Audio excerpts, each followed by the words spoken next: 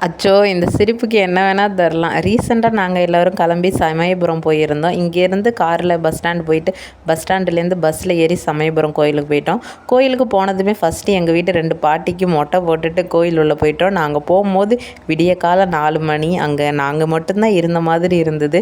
கூட்டமே இல்லாத மாதிரி தான் இருந்தது. ஆனால் உள்ளே போய் பார்த்தா தான் தெரியுது, ஒரு க்யூவே நிற்கிது எங்களுக்கு முன்னாடி.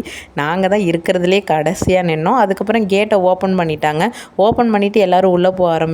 எங்கள் நாத்தனார் வீட்டுக்காரும் குழந்தைய தூக்கிட்டு தொட்டிலில் போயிட்டு இருந்தாங்க. நாங்கள் கேட்டை ஓப்பன் பண்ணதுமே நாங்கள் உள்ளே போயிட்டோம். உள்ளே போய் சாமியை பார்த்ததுன்னு தான் அவ்வளோ ஒரு பிரமிப்பாக இருந்தது. ஃபஸ்ட் டைம் நான் இந்த கோயிலுக்கு வரேன்.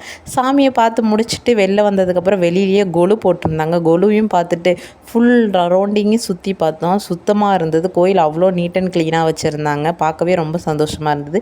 சாமியை கும்பிட்டு முடிச்சுட்டு வீட்டுக்கு பஸ்லேயே கிளம்பி வந்துட்டோம். நாங்கள் நேற்று நைட்டு போயிட்டு காலைல வந்துட்டோம் வீட்டுக்கே.